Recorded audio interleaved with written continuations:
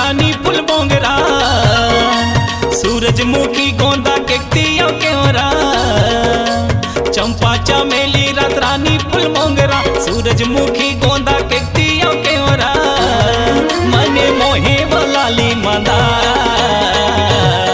गजब सुघर खुले वो मैया आखी आखी झूले वो दाई फूल फूल के तोर सिंगार गजब सुघर खुले वो मैया आखी आखी झूले वो दाई फूल फूल के तोर सिंगार।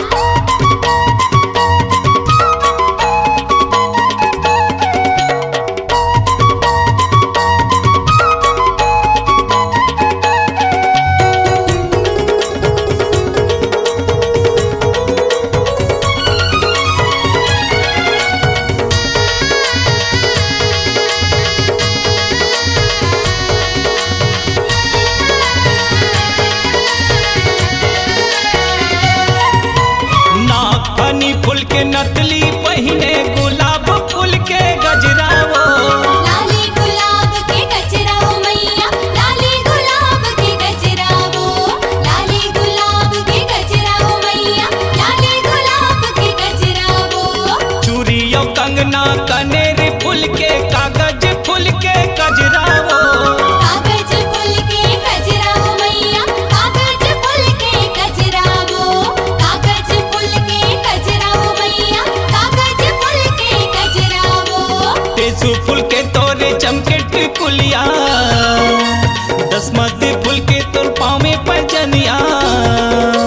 टेसू फूल के तोरे चमके टिकुलिया दसमती फूल के पाँव में पैजनिया सदा सोहागिन के हार गजब सुघर खुले वो मैया आखी आखी झूले वो दाई फूल फूल के तोर सिंगार गजब सुघर खुले वो मैया आखी आखी झूले वो दाई फूल फूल के तोर सिंगार।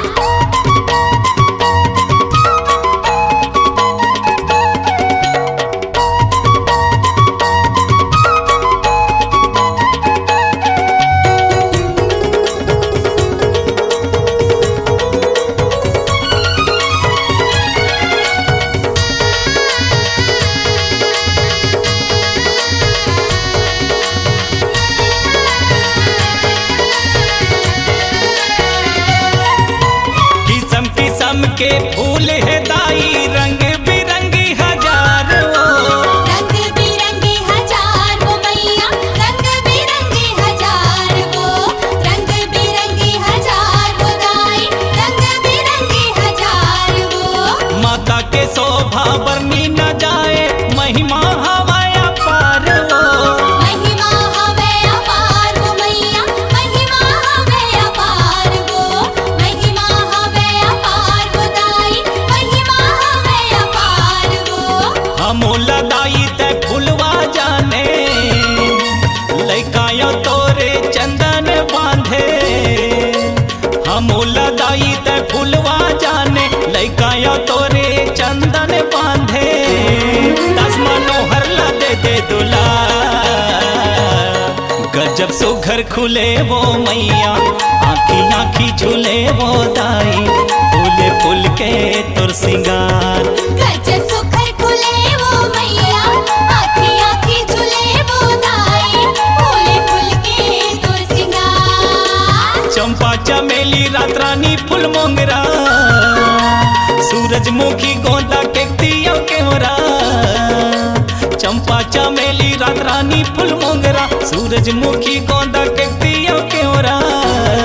मन मोहे वो लाली मादा गजब सुघर खुले वो मैया आखी आखी झूले वो दाई फूल फूल के तोर सिंगार।